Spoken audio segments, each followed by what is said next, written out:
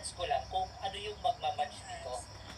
Enhancement lang. Kasi kailangan ma-innovate mo eh. Kung ano ba yung platform ni Lidgood, doon sa dati mong platform na ginagamit. So, may mga ginagawa na kami doon na yun yung way kung paano kami nag-build ng organization sa dati naming company. So, in-enhance ko lang kung ano yung pwede na may makakatulong. At doon pa rin ako sa room na sa tinatawag natin na nagtanong din ako sa lahat. Even yung tatlo ko na applies pa, ang tanong ko sa kanila, paano ko gagawin si Lidgood? Nag-asa ko sa kanila. Sabi nga nila, ano ka ba naman, kaya mo na yan. Sabi ko, hindi, dapat binigyan nila ako ng information about kay Lidgood kung paano ko nabuo yung system. Hindi naman mabubuo ang sistema nang wala kang kailangan foundation na paghuhugutan na, ito pala dapat, ito. So, ina-adjust pa namin yan. Kumbaga, hindi ka agad pag-start namin, konkreto, hindi po, along the way po, marami ng innovation na nangyari sa ano namin, sa mga spill namin. Kasi dati tinaray namin, gusto mo ba ng additional income? Dahil lagi ang comment ng tao, wala hindi naman nagre-response sa akin Gusto nyo talaga mag-response. Di magtanong ka lang, so for sure, magre-response. Kasi ang sinagot ko lang, kung ano yung mga concern nila. Ano ba yung concern? Hindi daw nagre-response. Kung itanongin mo lang, pwede mo magtanong. For sure, sasagot siya 100%. Okay. Pag sumagot, banata mo rin kasi nakakasagot na. Tama? Yung approach galing, nasa ka na. Di ba? Kaya, doon sa start pa lang natin, kumbaga, may konti kami na ginamit, pero in-adjust pa rin namin. Kasi, ibang platform si iba, sobrang layo. Si Edwin Pancho, no? Edwin Yes. Pancho, tsaka si ano to? Nawala daw yung pakitulungan po. Tiki lang po. Yung excitement mo na meron ka dun sa mga past MLM na nasabihan mo, lahat naman yan magaganda. Ano yung different ngayong dito kay Biblo? Ano yung excitement na nakikita mo, nagpapa-excite sa'yo? Ano yung kaibahan nung nabivision mo, na nararamdaman mo sa mga dating kumpanya na nasalihan mo ngayon na nandito ka kay Biblo? Okay. Una sa ano yan doon sa timing ko. Kasi nag-join ako last year. 1 year and ano pa lang ako, 1 year and 1 month. So last year March ako nag-join. So, ang nakita ko lang dito, yung nakaka-excite kasi, nasa 1 year and 5 months pa lang sila. So yung tatakbuhin nito, malayo. Ang vision ko kasi kay Lidgood, long term. Nasa long term yung tingin ko. Hindi ko siya tinitingnan na ngayon lang ako pwedeng kumita rito. Kasi, naalala ko yung dati kong company, nag-join ako doon 1 year and 6 months na yung team. Nag-join ako doon 1 year and 6 months. So, inabot ko yung ganun kalaking income na kailangan ko magbenta ng maraming produkto para kumita. Samantalang, yung dito, ang totoo po niya na, dito, nung nag-join ako, sabi nila, may mga nape-presentan ako, hinahanapan ako ng product. Iba kasi to si Lidgood hindi kailangan ng product para maging successful ka Yun ang una kong pananaw. Kasi totoo, napagod ako kakabenta ng product Doon ako na-excite dahil hindi na ako magbebenta ng product. Totoo lang. Sa 22 years ko, lahat yun, kumbaga kung kumita man ako ng malaki doon, because million ang binenta kong product. Ano excite ako rito, Lidgood? Maabot ako sa 1 year. Kakadating nga lang noong February. February lang dumating yung aking product. Kasi order ako din Nung January lang ako order, nung February dumating, sabi ko, oo nga, no? Ibig sabihin, without selling, di ba, hindi ka obligado na magbenta, kumita Hindi mo kailangan gumamit para kumita Sabi ko, ako kaya ako gumamit, sabi ko, para sa sarili ko na lang. Totoo, kasi hindi naman lahat kagad pag-join, kailangan mo pagamitin. Paano kung yung iba nagsisimula? Hayaan mo magkumita. Gagamit siya. Bakit? Sa ganda at mura ng product natin. Guys, Pilipin. Ako nga, kasi may ginagamit ako mga product sa ibang company pa. Nagagamit ko pa yun Kasi yun yung paniniwala ko. Yun yung makakatulong sa akin. May mga tinatawag tayo, itong pilit mo Ito yung makakatulong Pero right now, hindi ko ini-engage ko yung mga product. Ito yung mga product natin. Yan na yung mga product natin. Di ba? So, ibig sabihin, nag-order ako because gusto ko pag-personal.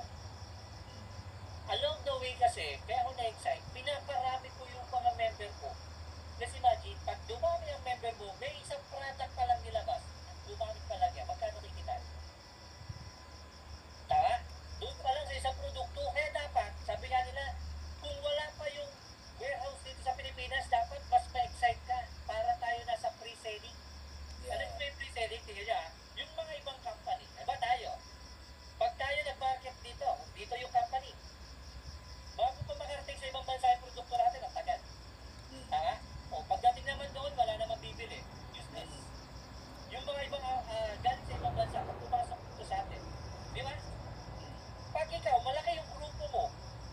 Di ba? Parang nasa pre-selling pa lang tayo ngayon. Ngayon, paglabas ng warehouse dito, marami nang bibili, mas malaki yung pwede makita. Di ba nagbebenta ng mga kondo? Kumikita na malaki sa pre-selling? Bakit? Kasi mura, hinihan, mababa, at marami kaya pang bumili. Pero pag dumating yung time, may warehouse dito, tapos 2 o 5 lang o 10 lang ang member mo. Ano kikitain mo? Aanin mo naman yung nandito yung warehouse, wala ka naman palang bibili. Diba? Kaya ako, yun yung excitement ko na kahit wala pa yung produkto o wala pa yung warehouse dito, excited na ako. Kaya pinaspasan ko to. Binilisan ko na pamarami kasi alam ko, darating ang time na pagdating ng warehouse dito, kung malapit man dito sa bansa natin, guys, bibili. Kikita ka. Gumamit pa lang yan, ha? Pang-personal. Hindi pa yan mag-send ng mga tinatawag natin yung retail site nila. Pang-personal use pa lang nila. Guys, mga ito, pwede nyo kita. Totoo yan. Di ba? Oo. Ganun ako ka-excited dito kasi nga, yung nakikita ko, nabivisualize ko dito, sobrang genius ng mga may-ari natin. Sobrang na-anticipate eh. Sobra nila na-anticipate yung pwede mangyari. Without warehouse, without products in the Yes. field, no? Yes. Ang daming kumikita tayo. Yes. Ano pa, pag nandito na ang Yes! Coach. warehouse. Grabe Yun yung, na. yun yung pinopoint natin na bakit tayo excited kahit wala pa yung warehouse. Excited ka na. Yes. Yung iba nalulungkot, ang daming complaint about, wala kasi. Hindi ka kaya payamanin ng ano mo. Out lang yun, concept. Negativities mo. Ang defensive, no? Yes. Sa pagkawala ng resulta, ginagawa nilang depensa na kaya sila hindi umangat, walang warehouse. Saka, coach, isa sa mga hindi tayo kumikita ng, kumbaga sabi nga, 6 figures. Kung aantay natin lahat. Di ba? Kaya lang, kumbaga, dahil nakita natin, na-visual natin, kaya tayo excited. Kaya mapapansin mo kung sino yung excited dito, siya yung mabilis makuha yung goods. Di ba? Ganun po yan. From Ariel Riarte, no? Sabi niya, grabe talaga, relate po ako sa dating company. Hirap ubusin ng products, buwan-buwan na ang kailangang maubos mo, baka ma-expire, samantala sa Lidgood, iba talaga. Ayan. Kasi wala tayo yung kumbaga auto maintenance eh. Ship, di ba? Yung wala ka kailangan maintenance. Samantalang iba, di ba? Para kumuha ka ng commission mo, kailangan bumili ka ng ganito. Minsan, yung binili mo, yun lang din yung makukuha mo na commission. Bakit ka pa mag-maintain? Eh dito 100% ibibigay sa'yo yung commission mo. Kaya, yun ang malaki doon. Doon ka ma-excite na. Dapat na, kung napagod ka na doon sa mga dating company, na hindi ka na, doon naman kailangan mamuhunan ka. Di ba? Mamuhunan ka. Papadala mo, uutangin pa sa'yo. Eh, samantalang dito. Bahala ka, gusto mo. Send mo lang itong retail site mo. O, bahala ka. Hindi ka naman sa akin magbabayad doon sa company. Di ba? So, pinagaan talaga. So, Lahat lang, no? Kung lahat lang ganyan na intindihan ng Lidgood. yes. Yung ganyan ang mindset. Oo. Ganyan. Tsaka tingin nyo mapapol siya, tingnan mo. Ang na-excite ka rito, doon sa package natin. Doon sa membership. Doon ako baliw na baliw eh. Kasi ito yung pinapangarap ng maraming leader. Doon pa. Yung sabi nga, na pag nagbayad ka ng $50 natin, di ba yung 3 replicated site natin, doon pa lang eh. Isipin mo sa Amerika na, Pawis na. yung corporate site pa lang, doon ay may-ari, at doon yung mga nag-trade, nandun na lahat ng information. Hindi mo kailangan mag-English. Doon ako na-excite. Hindi ko kailangan mag-English kasi English na yung pinapresent yung event skills. Di ba? Pangalawa. Di ba meron kang dropshipping? Doon pa lang, parado na tayo. Kasi bakit? It cost mga 150,000 para magkaroon ka ng ganun.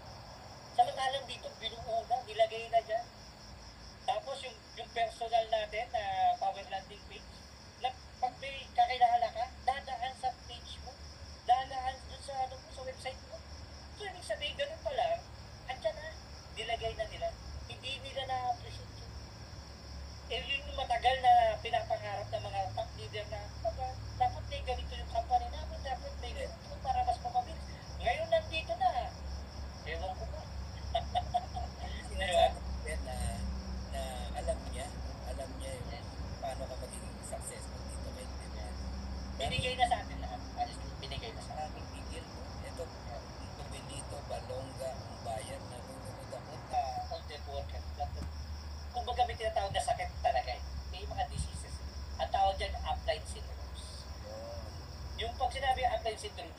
titignan nila na applied sila, alam na nila, pero hindi sila willing to learn yung basic.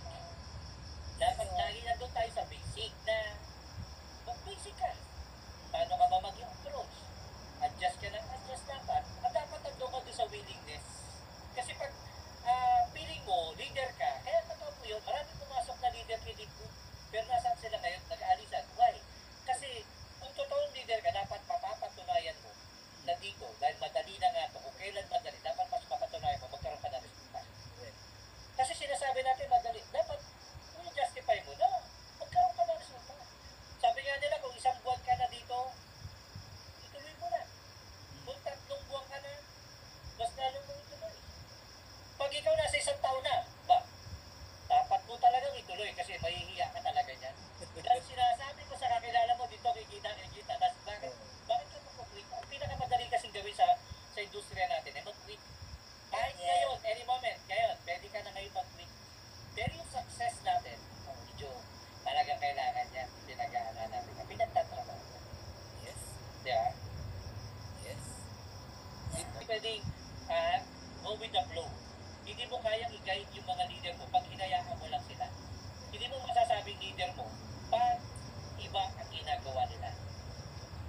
Pero pag ang sistema mo ang ginagawa nila, matatawag mo leader mo kasi system mo yung ginagawa nila. It's very powerful na duplication mo. Kaya meron kaming nilagay na academy o yung The One Academy dito sa grupo ng DSI. So part yan ng kumbaga under DSI.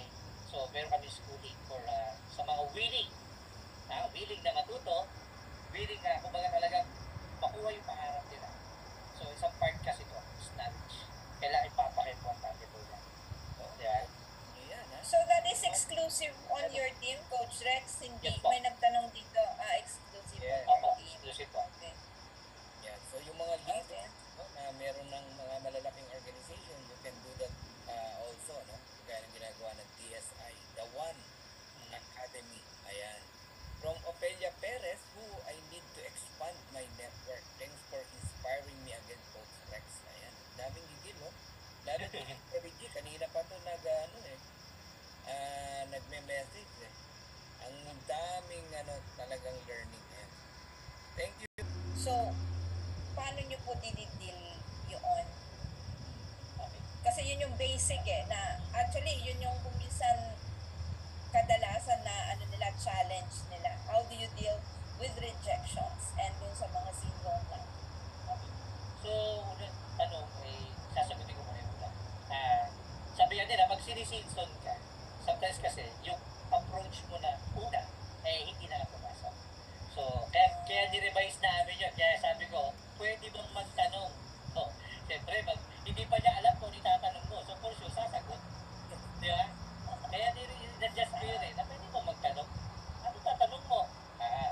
Doon mo na may bibigay yun. Okay. At least hindi ka na-sinson, di ba? Hindi ka na-sinson. Kasi nagiging emotional tayo pag nasi-sinson tayo eh. Di ba? And then, yung pangalawa naman, yan kung siya hinahandle. Most ng question din sa amin yan nung nag-start kami. Ganyan din yung mga question ng mga leaders ko. So, pag sinabi kasi may mga negative sila, ang laging kong sinasabi sa kanila, hanapin mo po ano yung purpose mo. Ano ba yung reason bakit mo sila ini-invite? Minsan kasi, meron tayong ini-invite na gusto lang natin. Diba? Kasi gusto natin sila mag-invite, kasi gusto natin sila mag-join, gusto natin sila mag-live good, pero hindi naman nila gusto. That's why bakit binabatuhan tayo ng rejection o bakit nagde-negative yung mga kausap natin because hindi pa nila gusto. Diba? Hindi pa tayo tiny.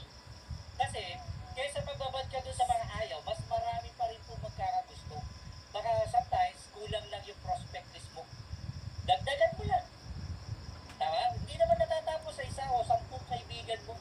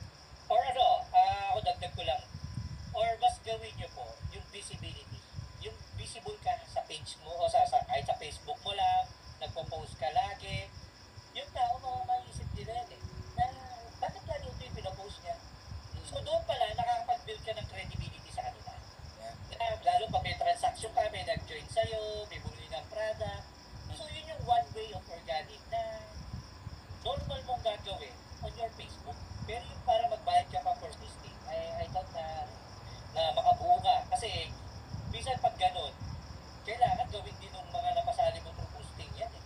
So, hindi ganun siya ka-power yung duplication niya. Medyo mabagal. So, Pero hindi, ako para sa akin, advice ako. bottom line, contract, kailangan linisin din yung Facebook mo. Yes. Hindi kung ano-ano pinagpapapost mo sa Facebook. Yes. Baka Dapat. Sure. Ano? Okay, Yes. yung kumpanya pinopost mo. Correct. Magulo, walang direksyon. No? Correct. Or what's better, gumawa ka ng bago mong account. Gumawa ka ng bago account mo, more on live good lang. Yamanin mo. Tapos doon, dadami. At kung sino yung mga hindi mo kakilala doon, nakikita nila yung post mo. Yes. Kaya kung di mo maawat yung sarili mo mag-post mo isa kasi may mga ganun, hindi nakakaawat eh.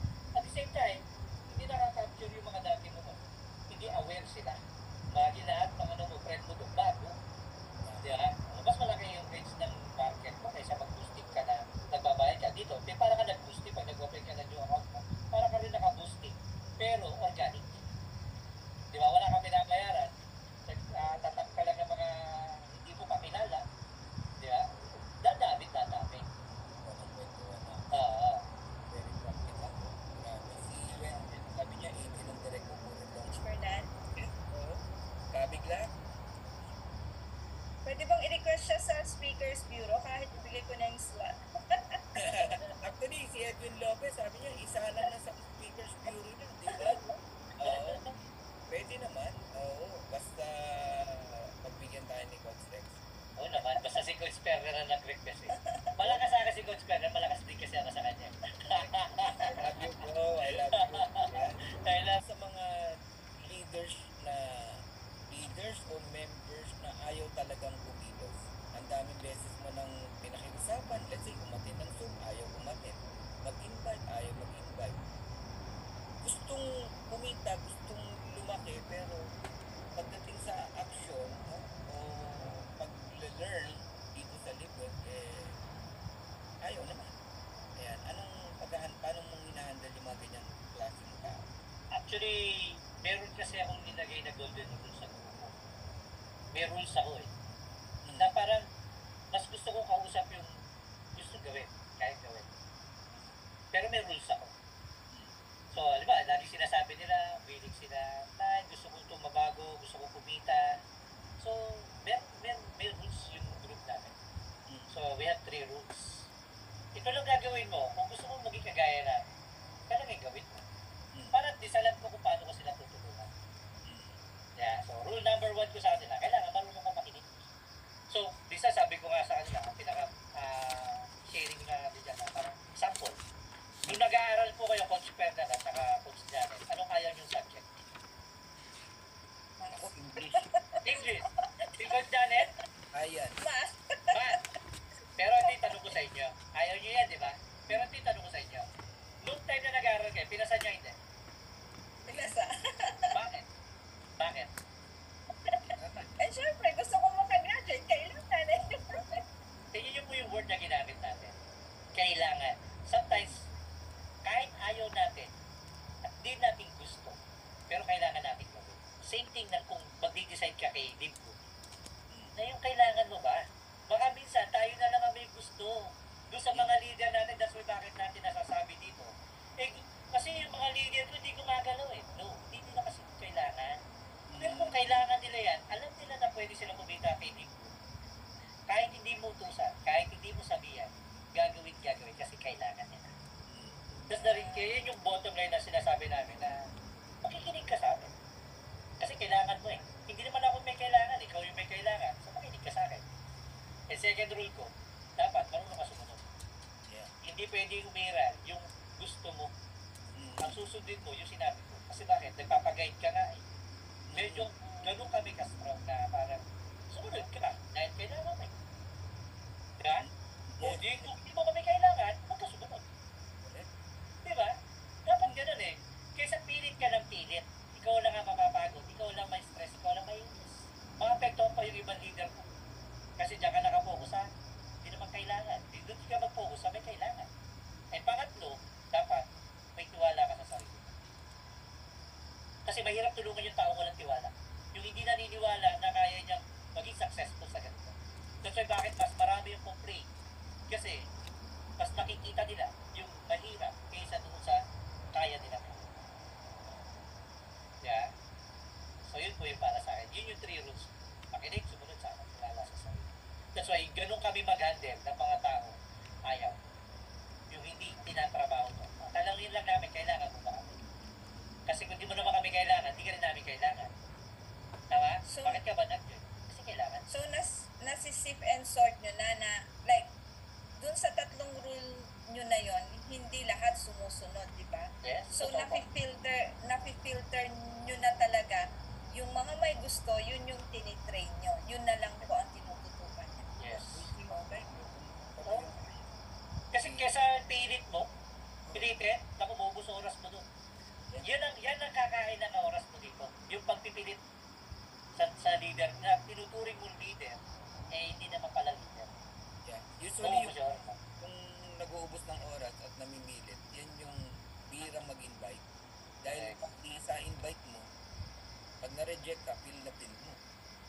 Dahil isa lang invite mo, Correct. so nasasaktan pag inayawan ka. At pinipilit mo, inuubos mo yung oras mo. Pero kung marami kang kinakausap, marami kang pinoprospect, di ba? Hindi waste yung time mo doon sa taong ayaw talaga. Okay? So makinig, sumunod, at magtiwala sa sarili. Yes. Parang sayaw lang yun.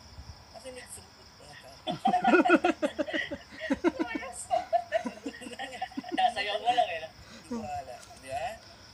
Grabe. Ang sakit pero kausapin. No? Guys, grabe talaga tong gabi na to, no? Itong Yeah. meeting natin tonight. Pero syempre, no? Alam ko na may oras po kasi tayo, no? Gusto ko malayong journey, no? Itong Live Good, no? Kasi ni-research ko din yung huling company ni Ben bago niya ibenta. Inandal niya ng 9.5 years. All that. 9 years na lang. Sige. Dito sa Live Good. Pero ito yung gusto kong sagutin mo, Coach Rex, no? At isunod mo na lang yung long-term vision na yan. Anong resulta meron ka sa Live Good na na-enjoy mo ngayon bilang isang diamond? Para naman ma-inspire yung mga tao nakikinig dito na mag-diamond na rin. Kasi 1 year and 1 month ka na. Ibig sabihin 13 months, no? And 4 months and a half nag-diamond ka. Anong meron, no? As a diamond dito sa Live Good? Anong na-enjoy mo ngayon? Anong saan mo dinadala yung kinikita mo? Ano yung ini-enjoy mo? Yun, ikwento mo lang ng mabilis lang. Okay. So, kumbaga natuto ko doon sa mga pinagdaanan ng company. Sa totoo po, ang laki ng kinita ko sa mga previous company ko.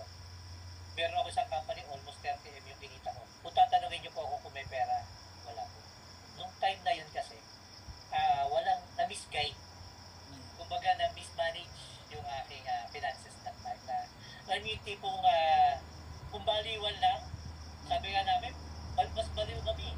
Isipin niyo po, talaga nung time na yun, ang inimbesan ko puro kotse. Nakadalawang sports car ako that time. Kasi, ang ginagawa ko that time, after 6 months, bibili, bebenta.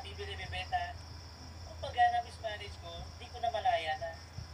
Kumbaga, syempre, pag binili mo yan, nag-depreciate yun. More on kotse yung binili ko that time. Kaya nung nag-pandemic, yung mga kotse ko, nabenta ko lahat eh. Sabi ko, mali palang discount eh. Alam niyo po, minsan sabi nga nila, matututo ako sa ka nagkakamali. Huwag kang matakot magkamali kasi doon tayo matututo. Diba? Kaya nung time na yun, sabi ko, wala siguro nag-guide sa akin. Andoon yung talagang sabi na natin, kung sa result, sobrang laki ng result eh. Kaya lang, at the end pa rin kasi, hindi kung magkano yung kinita mo eh. Dapat, magkano yung nasave mo. Kaya nung nag-live good ako, talagang isa yan sa mga goal ko. Isa yan, sabi ko, this time, yung hindi ko nagawa at ayoko nang maulit yung mga desisyon na ginawa ko before. Kasi doon ako natuto eh. Ngayon, dito naman kinikot ko kung bakit ko binilisan mag-diamond. Kasi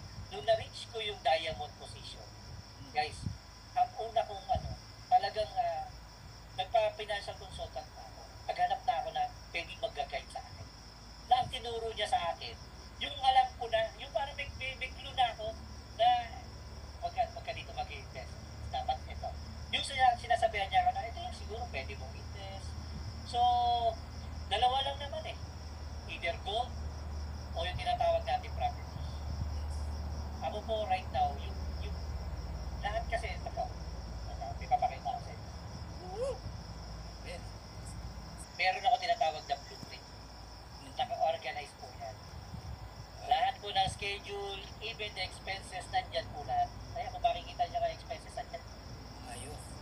lahat yan nakalatag. Ibig sabihin, kung ano yung bibilin, magkano lang ang budget. Kasi kailangan. Bakit? Kasi nga dati walang natira.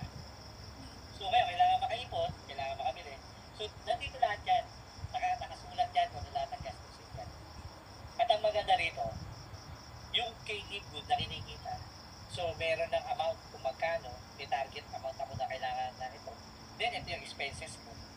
So ngayon, pag nakikita ko na alam ko na malaki yung aking so meron ako talagang nakalaat na budget. Doon sa nangyari sa akin kay Livegood, ito lang, kumbaga parang, because may decision. Dati kasi hindi ko ito nagawa. This time ito yung ginawa ko. Kumbaga, ngayon nag-invest ako more on property ngayon. Kumbaga, talagang doon ako na-excite. Yung, meron ako sa General Trias na property. Meron akong condo sa Rai. Meron akong sa island. Meron ako isang property din doon. At the same time, ngayon meron naman ako kinuha bago property. Sa Tarlac meron din. So, nakakalima na ako. Sa loob pa lang ng 1 year. 1 year and 1 month. Okay. So, naka-breakdown niya. Sabi niya, di baling wala akong cash ngayon na hawak. Pero pagdating naman ng 3 to 5 years, tapos na yun, Yes. it's time naman. Pero syempre, may nasa save pa rin. No? Hindi ko naman tinodo lahat. So kung pupurot lang. Alam niyo yun, parang inisip ko, hindi ko pa kinita. Parang gano'n. Wala akong ganito. Na-o-oblige ka, no? Yes. Na may pagdala ng pera. Sometimes, parang 300 to 400 to 500. Paano after 5 to 10 years, paano ko nagawa 1 million to 2 million cash? Tama? So, mas malayo masasave mo. Grabe. Ngayon pa lang yan. Kumbaga sabi niya ni Ben, patikim pa lang yan. Bakit ka manghihina? Bakit ka malulungkot? Bakit hindi mo ito, sabi natin, bakit di ka magmamadali sa pagkuha ng posisyon natin o pag-rack up mo ng diamond? Kung alam mo naman ang kapalit. Yeah. Hindi ito yung sabi namin para ipagyabang sa inyo kung yung result na meron kami. Di ba? Ako nga, nung kinuwento ni Coach Fernan yung kanyang resort, sabi ko, kaya nga ito, after 5 years, pwede nga tayo makabili rin dito. Because, alam na, nabibisyon namin, ano yung pwede, at gaano kalaki yung pwede namin kita pag sineryoso namin. Kailangan lang, sa lang naman ang gagawin mo make a decision. Yes. Nandito ka na huwag ka na magpatungkol-tungkol. Make a decision na Yes. gawin mo all out. Bakit? Gusto mo ng pangarap, tagal mo mag-decide. Yung sinasabi nyo yung down lane nyo, tumagal, ayaw aralin, hindi pa nag-decide yan. Antayin nyo mag-decide yan, hindi nyo maaawat yan. Yeah. Tama? Tama. Ganun ko dapat. Antayin nyo lang yung decision na pwede makapagpatapos ka. Kumbaga sa microphone, ayaw magsalita. Pero pag nag-decision yan, ayaw nang bitawan ng microphone. Yes, kakanta yan. Sasayaw pa nga. So kung 1 year and 1 month, no? Narinig nyo naman kung anong resulta meron si Coach Rex. 1 year and 1 month. Paano yung 10 years? Paano yung 20? Ay, grabe. Grabe. Mas excited ako nun. Nakakagigil talaga, no? Daming gigil dito, ha? Ayun. My gosh, sabi ni Pinky, Star John, grabe kakagigil, super ganda ng mag-aantay sa mga naniniwala kay Livegood from Rodney Rimbuela. Sure niyo po yung mga natutunan niyo tonight, no? Ngayong gabi na to. And sana kayong lahat na nakikinig dito, huwag lang mabaliw, no? Kundi i-apply niyo yung mga napulot niyo na babagay sa inyong pong negosyo dito kay Livegood. Coach Janet, do you have a last question before we end for Coach Rex? Baka meron ka. Yeah, syempre yung pinaka hihilingin ko sana yung pinaka yung ibabagsak na talaga niya na makakatulong na tip para sa lahat, regardless kung leader man yan or newly affiliates lang po na nag-join. So, Coach Rex, ano po ang pwede mong ibagsak sa kanila na talagang yun ang mag-a-anchor sa kanila o mag-a-ankla to stay with Livegood, believe with Livegood, and then nakafocus sila to keep their blinders on? Ano po? Message? Ano lang, sa akin kumbaga, first, internalize internalize nyo po yung ginagawa nyo. Kasi napaka-importante po ng internalization. Kasi dyan mo malalaman na ikaw, connected ka kay Lib. Hanggat hindi mo ini-engage yung sarili mo kay Lib, hindi ibibigay sa'yo ni Lib yung gusto mo pangarap. Then, pag na-internalize mo na, doon ka na take action na. Kung baga doon sa sabi nga natin, kailangan ma-practice mo. Practice nyo, huwag mo ba yung matakot? Kasi sometimes tayo, yung mga nadidinig natin, attend ka ng atin ng training, pero hindi mo naman ginagawa on your own. Medyo mabagal. Tama? Paano mo malalamang kaya mo ang isang bagay? Hindi mo susubukan. Ang importante, ikaw yung mag-try. Kung mag-try sa mga tao mo, ikaw ang mag-try. Kasi bakit? Kung yung kaya mong gawin, for sure, mas may tutulong mo yan sa mga tao mo na nasa ilalim. Tama? And then, pinakahuli, pag di ba na-internalize mo, tapos kailangan ma-apply mo, pinaka-importante, yung take action. Take action ka. Passive. Kasi, pag hindi mo talaga to, kumbaga hindi ka nagmadali, sabi nga namin, ito lang sa question ko. Gusto niyo ba maging downline kami ni Coach Fernand? Gusto niyo kami maging downline? Yes. Gusto niyo? Siyempre. Talaga? Alam niyo ba kung paano niyo kami magiging downline o yung buong Live Good? Once na diamond ka, downline mo yung buong Live Good. Tandaan niyo, 50% profit sharing yan. Benta ng buong Live Good. Yes. Tama? Yes. Benta ng buong Live Good. Kahit si Tim Miller, ibenta ni Tim Miller yan. Lahat ng benta ng buong nagli-Live Good. May 2% ka. Kaya ibig sabihin, pag may kita ka doon, downline mo lahat. Mhm. Tama? Kung Yes. sabi mo, pinapangarap ko, sana din downline ko. Guys, pag nagdaya mo ka, downline mo naman dyan. Mhm. Tama. Di ba? Yun ang hindi lang nila nakukompute o nakikita na pwede ko palang maging downline mo. Kaya ako pinangarap ko po yun. Sabi ko, ano kung downline ko to si Coach Fernand? Pinangarap ko lang po yan. Nung nag-diamond ako, sabi ko, iba't pala yung pangarap ko. Kasi lahat ng benta ni Coach Fernand, lahat ng production niya, may 2% ako Yes. na bonus. Di ba? Tama. Bakit hindi mo bibirisan? Bakit hindi mo gagalingan? Bakit hindi mo ibigay yung best mo? Tama di sa perfect time. Sabi nga nila, ang isang bagay nagiging imposible pag walang nakakagawa. Pero pag may nakakagawa, posible. Ikaw na lang ang inaantay namin. Ang sarap na pagkasama ka namin. Ang sarap pag ikaw nakuha mo yung pangarap mo. Sabi nga namin, kumbaga, ito yung pangarap ng bawat isa. Yung ikaw yung makita namin na nakukuha mo rin yung pangarap. That's why bakit namin kayo dinala rito kay Live Good? Kasi naniniwala kami na pwede kayo kumita ng kagaya ng inyong pangarap.